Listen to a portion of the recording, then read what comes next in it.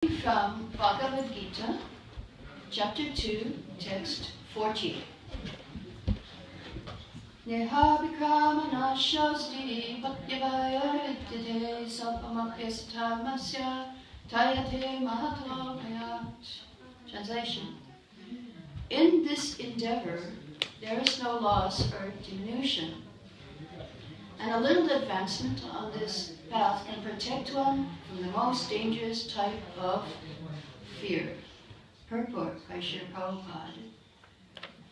Activity in Krishna consciousness or acting for the benefit of Krishna without expectation of sense gratification is the highest transcendental quality of work. Even a small beginning of such activity finds no impediment, nor can that small beginning be lost at any stage. Any work begun on the material plane has to be completed, otherwise the whole attempt becomes a failure. But any work begun in Krishna consciousness has a permanent effect, even though not finished. The performer of such work is therefore not at a loss, even if his work in Krishna consciousness is incomplete. So we'll go down to the Bhagavatam verse. Tata satamam charanam bhajamare bhajana papota patetato yadi ajakavabatram abud anushikim kavartapto bhajatam satanata. If someone gives up his occupational duties and works in Krishna consciousness and then falls down on account of not completing his work, what loss is there on his part? And what can one gain if one performs his material activities perfectly? Or as the Christians say, what profit a man if he gains the whole world but suffers the loss of his eternal soul? Material activities and their results end with the body. But work in Krishna consciousness carries a person again to Krishna consciousness even after the loss of the body. At least one is sure to have a chance in the next life of being born again as a human being, either in the family of a great cultured Brahmin or a rich aristocratic family that will give one a further chance for elevation. That is the unique quality of work done in Krishna consciousness. So, we are coming here because we have some attraction to Krishna, or to Krishna consciousness, or to the devotees. What is so attractive? What attracts us over here? Why do we come here? Why don't we just go to the cinema, to the movies, and go and have fun over there? Why do we come here? Something must be here that attracts us. So each one of us, Krishna has a quality, a very special quality for each and every one of us that will attract us to him. Did you know that? Krishna has a quality just for you that only you can appreciate and nobody else, and that will bring you to him, will attract you to him, a special quality. So many of us, some of us, we saw the chanting, we were attracted by the music, the dancing. Some of us like to dance and sing. Or we were musicians and we heard the sound and it was a very wonderful sound. And we started chanting Hare Krishna and we were attracted by the sound. Some of us got a book by Srila Prabhupada, like this Bhagavad Gita. And we saw the knowledge there and that was very attractive. Some of us saw the pictures of Krishna and the spiritual world. And we thought, wow, these are windows to the spiritual world. Now we can see what's happening. That is beyond our vision. And we cannot see the spiritual world. This is the material world. But these pictures are like a window. And we can see it, very attractive. Some of us were attracted by the deities, who are always very beautiful. And we pray to the deities. We like to come and communicate and offer our prayers. And we will get an answer. He will reciprocate with us. Some of us were attracted by Srila Prabhupada. Myself, I was here when Srila Prabhupada was here, and by his example, we saw how he was so amazing. We could not do anything. We could not compete with him. He was in his 70s, we were in our 20s. But he did much more than, he slept less, he only slept 2 hours, 3 hours at night. He could walk faster, he could write more books. He could do everything much more than we could. So we were attracted by him. And some of us were attracted by his glance. He would just look at us, and that was it. As I described yesterday in the class, that sometimes we would have a few problems between ourselves, the devotees in the temple. But when Srila Prabhupada would come, he would look at us, and he would say, "Is everything all right?" And we would look at him, and we would forget what the problem was, because he was so pure. He would purify us of all our problems. We couldn't remember, yeah, I have some problems, but I don't know. When we look at Prabhupada, the glance was so loving and so beautiful that we would forget all our problems. It's the same way when you look at the deities. The glance of the deity is very powerful. If you catch the glance of Krishna, of Gaura-Nitai, you can be free of all your problems in life. And so there's one person, one godbrother of mine, he was a boxer. You know what is a boxer? He's a fighter. And he used to fight with people as a profession. He would get money. But he was coming to the temple also. And so the devotees would say, "Stay with us, stay with us." And he would say, no, I'm very attached to my fighting. I cannot give this up. I cannot stay with you. But then, one day, Srila Prabhupada came. He stayed there for a while. Then he was leaving. He was in his car, sitting. Prabhupada was sitting in the car. And there is a big crowd of devotees. And they pushed this boxer against the car, and his face was plastered on the window of the car. And Prabhupada was looking at him, his face plastered on the window of the car. And that was it. And then he came away and he said, "Okay, I'm joining." The devotee said, "Well, what about your boxing career, your fighting?" He said, "After a glance like that, I cannot go back to my boxing again." So the glance of the pure devotee is so powerful. Just by his glance, he can make people, he can change their hearts. So this is the effect of Krishna consciousness. We were all attracted in some way to come here. Maybe some of us want knowledge, some of us are curious, some of us want to eat the feast. For different reasons we are coming here today. But it is because of some sort of attraction. Even the feast, that's a very nice attraction. If you eat this food, then it will help you make spiritual advancement in your life. So, why do we stay here? Once we come here, some of us have stayed here, because we get a higher taste. In the world, there is certainly some enjoyment, there is some pleasure that people get, but it is temporary. It leaves you sometimes with a bitter taste, actually. You try to enjoy it, but then you get a mixture of bitterness. So it's just like these children here. They have some toys that they play with.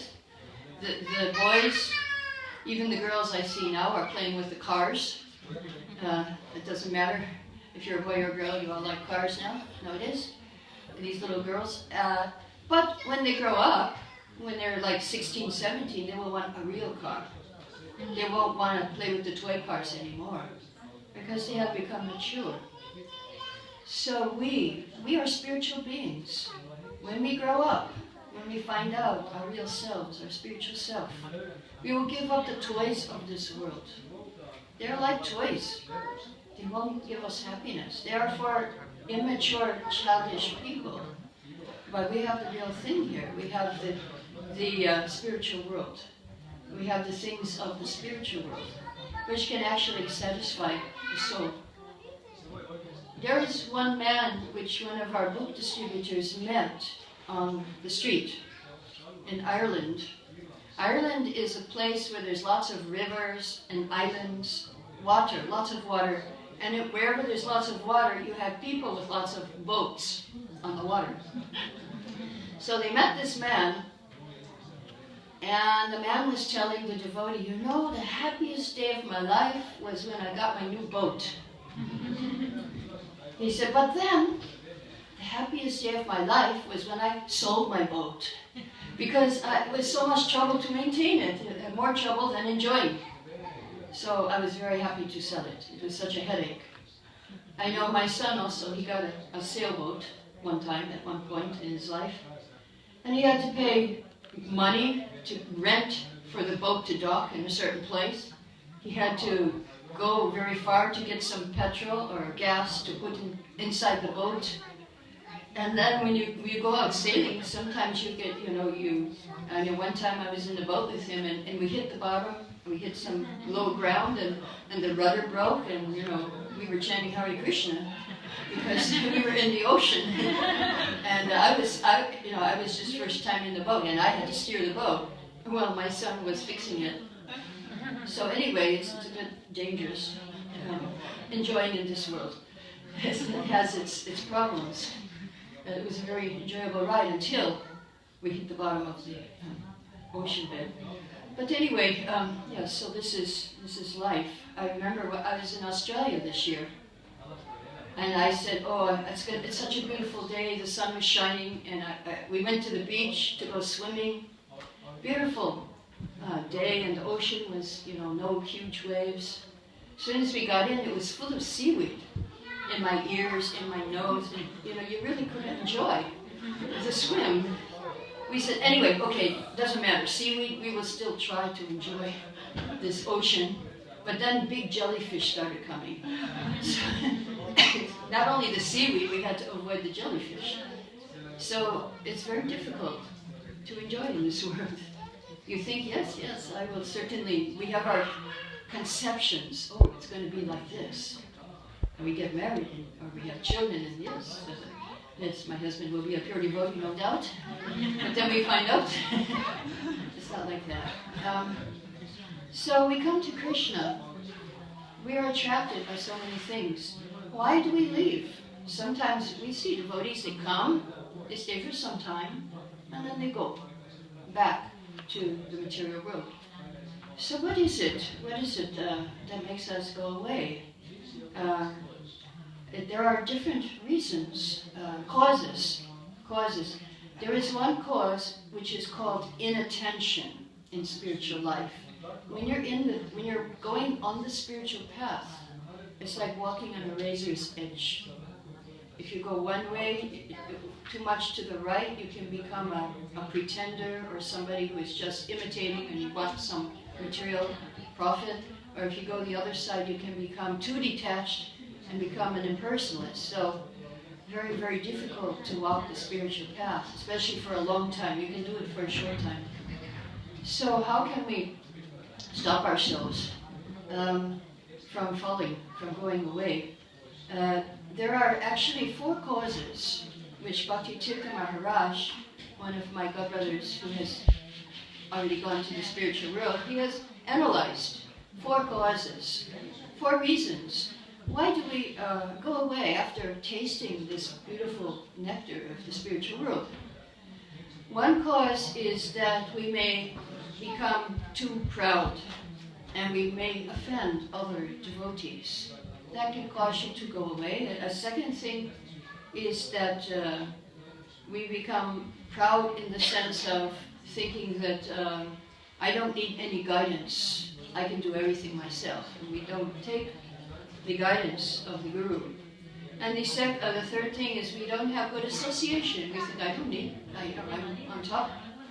And the fourth thing causes a lack of knowledge. Because on the spiritual path, sometimes there are difficulties. You have to expect that. In the material world there are difficulties, but in this spirit you think, well, now I'm a devotee. I should never get sick, I should never have problems. But there are problems. Problems will come. So we should know that and be prepared for that time when our faith will be tested. When doubts will come up, we have to be prepared. We have to know. In the Christian religion, they call it the dark night of the soul. In our path, we call it anartha nivritti, or struggling with anarthas, or anger, lust, these things. They come, actually. They come up and they haunt you after you've been practicing for some time. Why do these things come up? Because when we chant Hare Krishna, we're cleaning our heart. And inside our heart, there are impressions from millions of births. So it's very difficult to get rid of that. Of course, we're fortunate that we forget after we die, we forget all of our previous births. Otherwise, we'd really have a lot of traumatic problems and we need the counselor full time. So, but Krishna, Super Soul is so kind, he makes us forget. So, but still, the impressions are there deep down in our consciousness. And when we chant, they come out. Now, why is it when we chant Hare Krishna, sometimes these things come in our mind? Things that we never thought of and we've never thought of doing, but they're there. Because imagine that you have a house that is very dirty. You haven't lived in the house for 1 year, 2 years. It will accumulate lots of dust. So you go back to your house and you start cleaning. And when you start cleaning, the dust starts flying in the air. So we're cleaning our hearts very vigorously. The dust is flying. That is the impressions, the sinful things we did in our previous lives. So we must not be disturbed, but just let it go and try to concentrate on chanting the holy name. Very important not to offend devotees. Lord Chaitanya Mahaprabhu, he visited the house of a drunkard. But when he saw sinful people who would criticize the devotees, he would not go there. He did not go. And so if you make offense to devotees, this is this will be a cause of you going away, for sure. Now in this purport, there's a really beautiful verse that says, sometimes we come, but because we're immature, apakava, then we may go away. Does anybody know, I mean, if you're an Indian, you know what is the word paka. Paka means ripe. Paka means mature. So sometimes we're not paka devotees. We're not ripe, we're not mature, we're unripe. So we may make mistakes. We may go away. But even if you give up everything and try to serve Krishna, even for a day, even for a week, even for a month, that will never be lost. And this is what this verse is very wonderful. That don't worry. Sometimes we worry, yeah, okay, I will do devotional service for, say, 10, 15 years, but then what if I want to go out in the world and make some money? What will happen to me? I will have no place in the spiritual world or the material world. So, yes, so now this verse is answering that worry, that doubt. Don't worry. That if you give up everything and surrender to Krishna, you will not be the loser.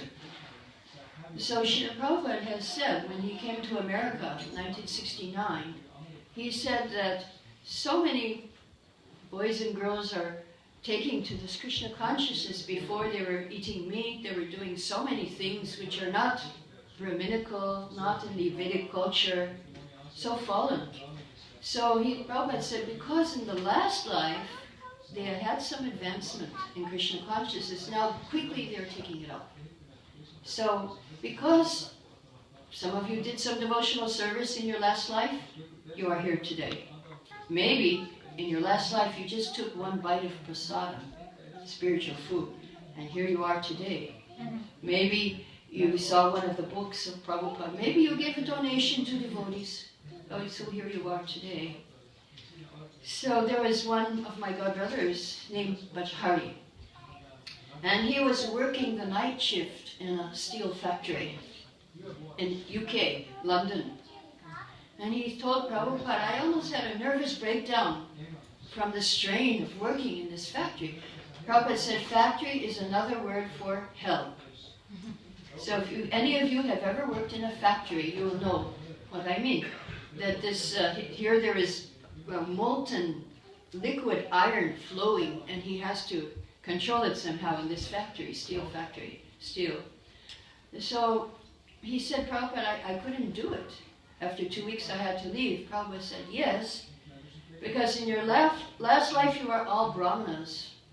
Otherwise, how could you come so quickly to Krishna consciousness? Then he said, my Guru Maharaj, Srila Bhaktisiddhanta, has ordered all of you to take birth to help me spread this mission, and now we are all together again. So now we are all together again, so we should help Srila Prabhupada spread his mission.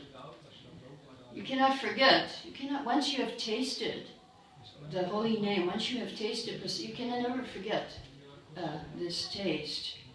The example is like hot sugarcane juice. It's very nice, but because it's hot, you're feeling a little uncomfortable to drink it. But because it's sweet, you cannot stop. So here we are. We have some, we have to give up so many 4 regulative principles here. Might be uncomfortable at first, but because it's so sweet, then we cannot give it up. So this is the attraction of Krishna consciousness. So we have some examples of our devotees. One of my godbrothers, his name was Aindra Prabhu, and he was famous for his wonderful singing, kirtans, Hare Krishna. So how he came to Krishna consciousness was very interesting. There was a Harinam party chanting Hare Krishna going down the streets of Washington, D.C. And he heard it. And as soon as he heard the Harinam, he started running after the devotees to join the Harinam. And he was running so fast, he lost one shoe. And the devotees said, you can go and bring your shoe. He said, no, I'm not going back. And that was it. He didn't go back. He just joined the Harinam for the rest of his life. And so we can see that this is a natural attraction that he had from previous life. Who of you has just heard the Harinam and then just started running and that was it? Yeah, so this is an example. Now you may try to go away, but you will not be able to stay away. Krishna will not forget you. He will pick you up and bring you back somehow or other. There is another example of a devotee in Ireland. He was in the temple and he said, this is a very austere life. I have to get up so early, 3:30 in the morning, 4 o'clock, and go to Mangalarti every day. This is a very ungodly hour to be getting up. We were just in, where were we? Spain. And we were walking down the street to Mangalarti, and there were some people just coming out of the bar, and they were saying good night. And for us it was good morning, but anyway, it's a whole different life. And so this devotee, in the old days in ISKCON, there was no toilet paper, so he said, this is too much. They don't have toilet paper. I must leave. So he left ISKCON. He got a job working in a factory, and not a factory, it was a warehouse, and he had to move tons of paper here and there. So one day, he was moving the paper. He had the night shift. It was 2 o'clock in the morning, and he was thinking, wow, this is worse. This is 2 o'clock in the morning. It's not so bad. It's going to Mangalarti at 4:30. He said, this is really bad. He said, why did I leave? And then he was moving this big, huge box of paper. He didn't know what kind of paper. And he punctured the box, and out came hundreds of rolls of toilet paper on his head. So Krishna was showing him that, you wanted toilet paper? Here, take as much as you want. He went back to the temple after that. So Krishna will not let you go. He will find a way to bring you back. He understood, yes, it was my mistake to leave Krishna consciousness for this job, which is not very enjoyable. So we have a seed in our heart. Once you meet the devotees, you get a seed of bhakti, and it's planted. And we have to become gardeners, and we have to water that seed. And how do we water the seed? By chanting Hare Krishna. So if we keep doing the watering, then we'll be happy. But if we stop by chance, we may fall down, then there is no loss. It's very interesting, Srila Prabhupada, when he would visit our farms, he would say that these animals, they were devotees in their last life. But they did some offense, and so now they are born as animals. In Vrindavan especially, you see lots of animals, monkeys, dogs, pigs, everything, almost every species, donkeys. And Prabhupada said all of these animals were devotees living in the spiritual dham, but they made some mistakes, some offense, and so they had to come back as animals. So, but now, living as animals, if they're living in the temple or living in the holy dham, they don't make offenses. So they go straight back to the spiritual world. Now I have a friend who does past life regressions. And he was helping one devotee lady who was having some mental problems, and they went back to the previous life. And he said, "So, where are you?" She said, "Oh, I'm in Vrindavan, but I'm a monkey in Vrindavan. But I'm not an ordinary monkey. I like to hear Srimad Bhagavatam." So then he said, "So okay, so now it's the time of death, what's happening?" She said, "Yes, I left my body and I went to Krishna. But Krishna told me, I want you to take one more birth in my lila." So isn't that interesting? And she came back in ISKCON as a devotee, book distributor. So, I mean, it's wonderful to realize that this is Krishna's lila, that we are participating in right now. It's a wonderful opportunity, and we should not leave it. This is part of Lord Chaitanya's lila. Lord Chaitanya, when he came here, it's described that there is a tree in this universe, a spiritual tree. There's a material one as well, and the material tree is described in Bhagavad Gita, upside down tree. Now, if that means we're all upside down in this world, we're on an upside down tree. Now, if someone holds you upside down for a long time, you're going to feel uncomfortable. So that is when you start asking yourself that question: why am I suffering? That is the beginning of human life. Then you're showing intelligence. That, why am I feeling uncomfortable here in this place? It's because we're spiritual beings. We're not meant to die. We're not meant to get old. We're not meant to be sick. We're meant to be eternal, living at the age not older than 16 years. Sweet 16. And 16 is a very wonderful age. And that is the age of everyone in the spiritual world. So we have something to look forward to. By chanting Hare Krishna, by eating prasadam, by dancing, then we will uncover our eternal spiritual identity, our spiritual body. So Lord Chaitanya, he came here 500 years ago. We have Lord Chaitanya on the altar, Gaurnitai. And he came here with a wonderful, precious gift, and that is the gift of love of God. And he didn't think, oh, I'll give it to this one and not to that one. He didn't care. He just gave it to everyone. Doesn't matter what is your qualification.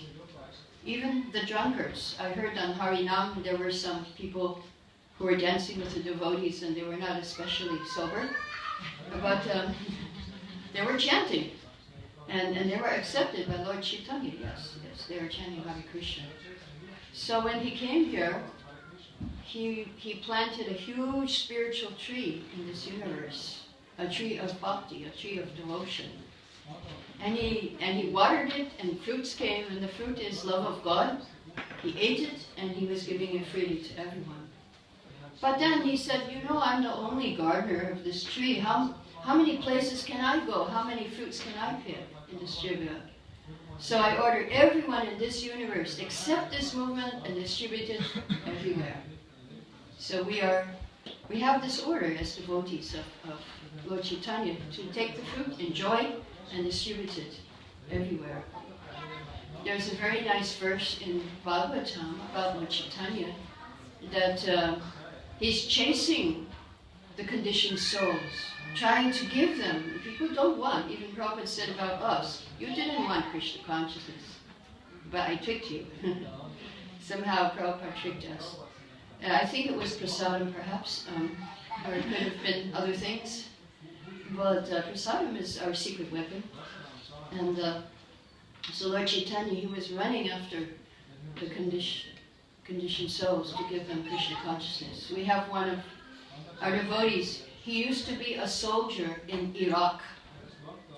And he was chasing after the other soldiers, trying to give them books. And there was one who was always escaping him.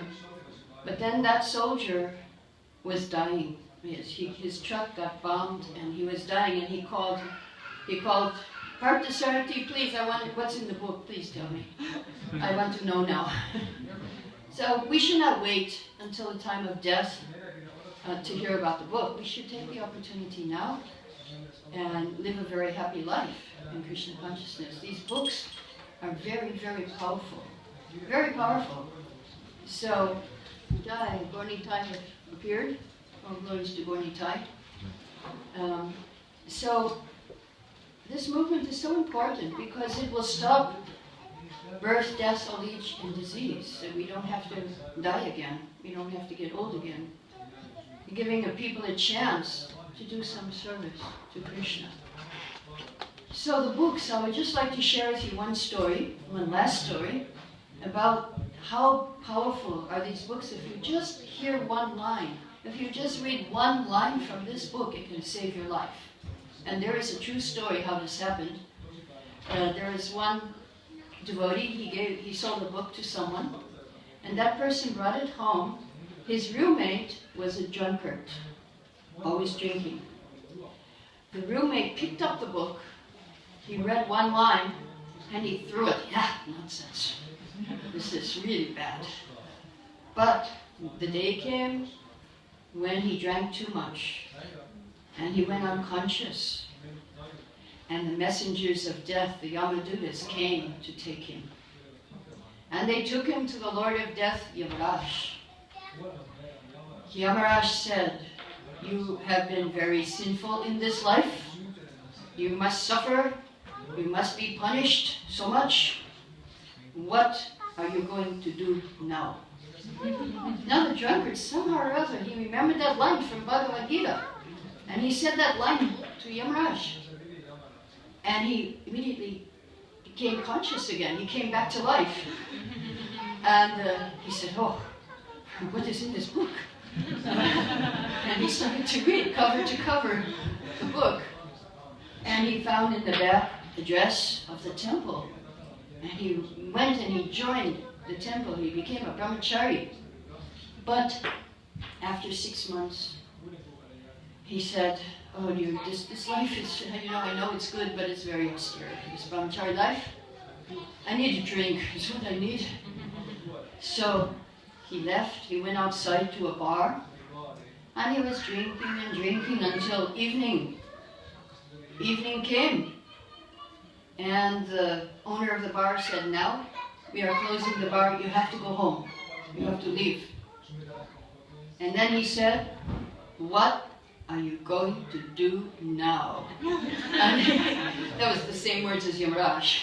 So he got so frightened, he ran back to the temple, and that was the end of his drinking. So we may try to go away, but Krishna will not allow us to forget. He will remind us. Once we have gotten a taste of spiritual life, it will never be forgotten, it will never be lost. You may forget, but Krishna will not forget. He will not forget you. So that's the wonderful message that we are getting today from this verse of Srimad Bhagavad Gita, that this little advancement can protect you from the greatest danger. So, I will stop here if there are any questions or comments. Yes? Thank you for your class. So my question is that the devotees, they need different tests in their spiritual life. So is it so that when one becomes very advanced, the tests become more difficult? This question, so you want to translate?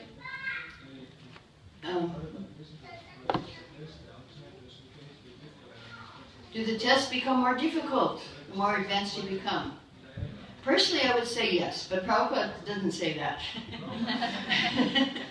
He says, in one sense they become more difficult, but in another sense they become more easy because you're not affected by them so much. Because you have made some advancements, then you kind of see the test and you say, yeah, I know I did that when I was in the grade 4. So now it's college, it's not a problem.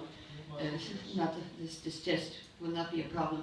But Prabhupada, so one devotee asked, yes, so if you become advanced, then you will have a more difficult test. And Prabhupada said, no, once you pass the test, no more test. You pass the exam, and no more test. But he said, but before you come to that final exam, he said, you must be tested very severely, like Narada Muni, like Prahlad Maharaj, like Bali Maharaj. They were tested. So there will be a test. And so how do you pass the test? It is according to your conviction, the devotee says. So if we pass the test, is it because of our conviction?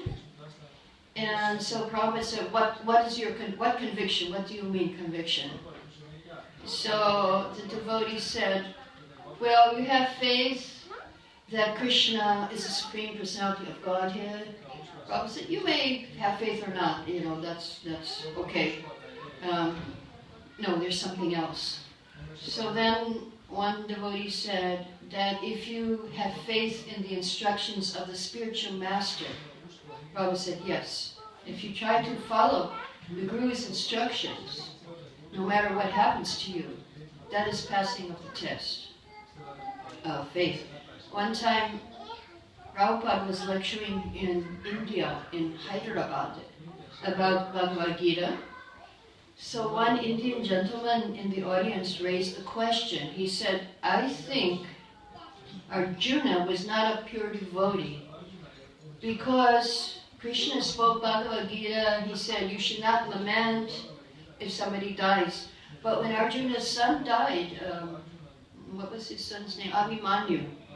When he died, then Arjuna was lamenting. So he's not a pure devotee. Prabhupada said, no. This is natural, this is human nature, that you will lament if your son dies. But the proof that he's a pure devotee is that after his son died, he did not give up the fight. He was fighting even more vigorously the next day after his son. He didn't say, oh, my son died, I quit this Krishna consciousness movement. I will not fight anymore. This is too much. I cannot surrender anymore. No, Arjuna, he kept going in his service. It did not stop him. So that is the test. That no matter what happens in our life, no matter what obstacles come in our service, we do not give up. We must always continue and have faith. If I simply follow these instructions, chant Hare Krishna and follow the four negative principles, eat prasadam, then surely I will go back to Godhead in this life. I will achieve all success. And so that is the faith of the devotee, and that is passing of the test. Determination is passing of the test. And faith, having faith in the process of Krishna consciousness. Any other questions? Yes? You have a question? Yes? Why does it happen so that we tend to know what is right and what is wrong, but still our mind doesn't allow us to choose the right, but choose the more convenient wrong? Okay. Her question was, we know what is right, what is wrong, but sometimes our mind does not allow us to do the right thing. Yes, this is the challenge of our life. Gita says, the mind is the enemy, the worst enemy, and the best friend. So Krishna consciousness means we're trying to make the mind our friend. So the mind will help us to go to Krishna. So you must give your mind food. You must give your mind spiritual food. As we described in one class, I think, no we didn't. But anyway, there's a a saying in old American Indian culture that in the heart there are two dogs fighting. The good dog and the bad dog are inside everybody's heart, and the good dog is trying to elevate us, and the bad dog is trying to degrade us. So how do you know which dog is going to win the fight for us? And the answer is, the dog you feed the most will win. He'll become stronger. So if you feed your spiritual side more, then your mind will be influenced by the spiritual side. If you feed the material side more, then your mind will tend towards that direction. So the choice is yours. Of course, if you associate with devotees, that will be very helpful. Those who are determined to serve Krishna in this life, that will help you very much. And if you follow the instructions of the spiritual master, that will give you determination and follow the four regular principles. Yes, the mind is a problem, but we have to give our mind food, spiritual food, enough, so that the mind will become our friend and help us. Any other questions? Yes?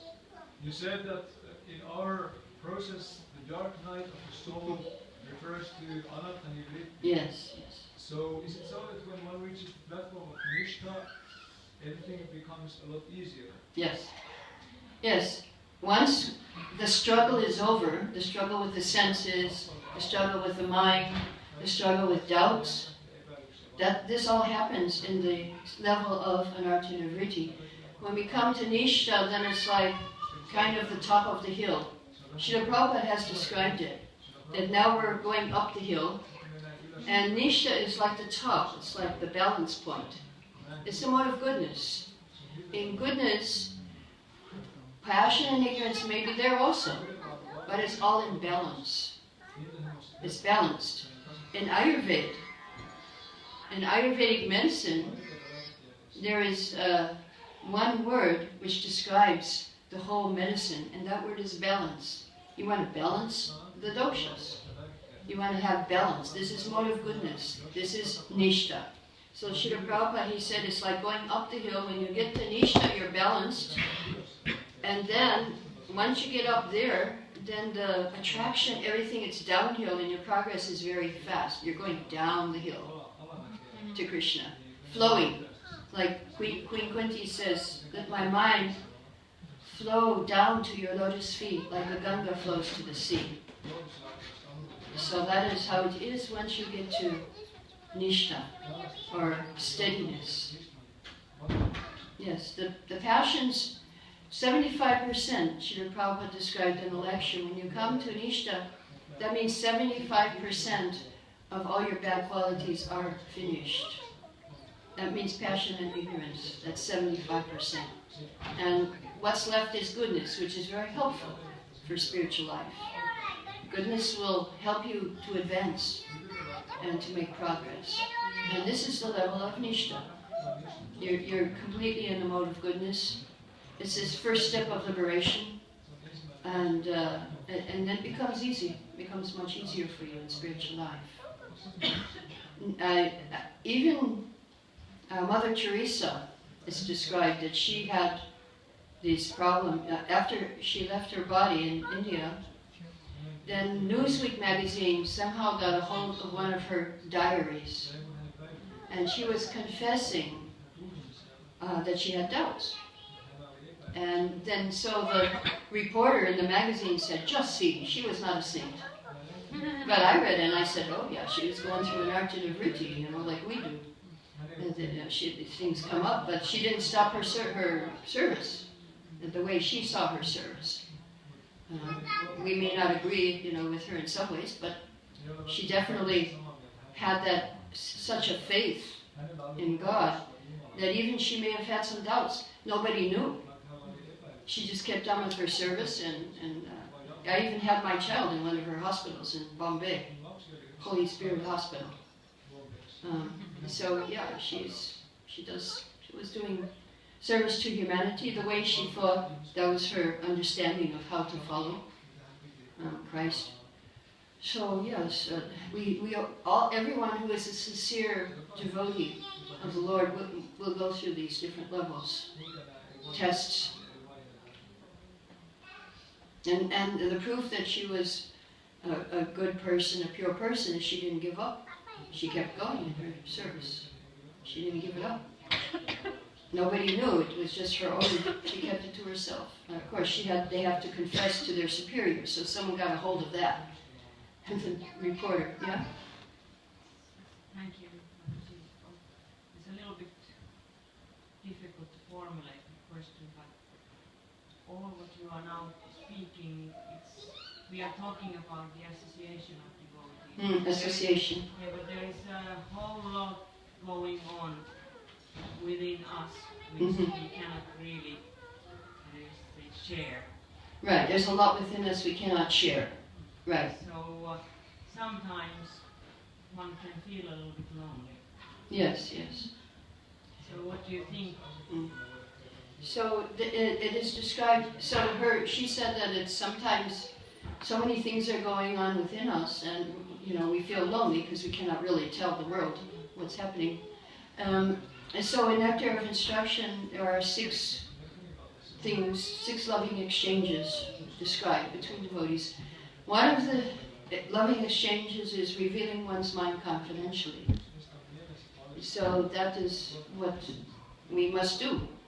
But if you reveal your mind confidentially, then you must trust the person to be confidential and not have it all over the internet the next day on Facebook or some such thing. Then you have to be very careful. Now, another way you can do that is share it with the deities. They won't tell. You can tell them all your problems and whatever. We used to do that, actually, when we first joined this movement. Once a week, each and every one of us had to go up in front of the deities and reveal our mind. And tell what service we did. If we had some problem, we would tell them and ask for help. We had to do that. And Nectar of Devotion says you should reveal your mind to the deity. So these 6 loving exchanges are there between devotees, also between ourselves and the Lord Himself. So if you don't trust anyone, then you can tell Krishna. And certainly He will not tell anyone. Okay, any other questions or comments? There was this greatest danger you mentioned. Greatest danger. What might that be? So in the verse it says, a little advancement on this path can protect one from the most dangerous type of fear. The worst thing that can happen to us is that we lose this opportunity of the human form of life, and we take birth in our next life as a dog, as a cat, as an elephant, as an insect. So this is the worst thing that can happen, and many people are taking that path now in this world. And in fact, Srila Prabhupada, he went to one university in Hawaii, and he was saying, if you do bad things in this life, if you behave like a dog, then next life you can become a dog. And one of the students raised his hand and said, Swamiji, what's the harm if I become a dog in my next life? He said, Prabhupada said, you have my blessing. So, yeah, it's a dog's life is not very nice. Especially, you suffer, but you can't do anything about it. You have fleas all over yourself, but you can't do anything. They just eat you to death. You suffer. This is animal life. Human life, there's a difference. You can do something about it. You can ask the question, why am I suffering? That's the most intelligent question. And we're suffering because we've accepted this body, which is not our real self. And we suffer. So we have to find out our real identity, which is spiritual. Uncover it. It's within us, and we just chant Hare Krishna, and we uncover our real identity. So the most dangerous type of fear is to lose the human form of life. Because what happens when you become a dog, for example, Or, you know, Prabhupada said the surfers, they will become fish in their next life. Those who like to surf in the ocean, play in the waves. So, what happens if you become a fish? You have to take thousands, millions, not millions, but thousands of births as a different fish. Then you come on the land and you take thousands of births as different trees and plants. And after that, you change your body to the insect species, many, many births in the insects. And then after that, you can become birds, many, many lifetimes. And after that, you become all the different species of animals. Finally, you become a human being again. You get the chance. Only in human life can we get out of this prison of the material world and make a solution, a permanent solution to all the problems of life. To get a spiritual body, that's the permanent solution. So the process is given to us. If we lose that opportunity, then it's very sad. And many people are going in that direction. And if you eat abominable things, you become a pig. If you have illicit sex life too much, you can become a dog or a pigeon. Because they have full facility. If you like to become intoxicated, I don't know what would happen to you, I don't know. Perhaps you could become a tree and remain, you know, like these drunkards who are just on the road. You can become a tree and you know, just very numb. You try to numb your suffering with the drugs and the alcohol, but it just causes you, temporarily, you get some relief, but actually it's no relief. So anyway, yes, we have to be very careful that we behave as a human being in this life. So at least we'll have the human birth. So that's what it means. If you come here, you just do anything here, one little thing, you'll be guaranteed the human form of life in your next life. So that's the wonderful aspect of Krishna consciousness. Okay? Any other questions? All glories to Srila Prabhupada. Thank you very much. Hare Krishna.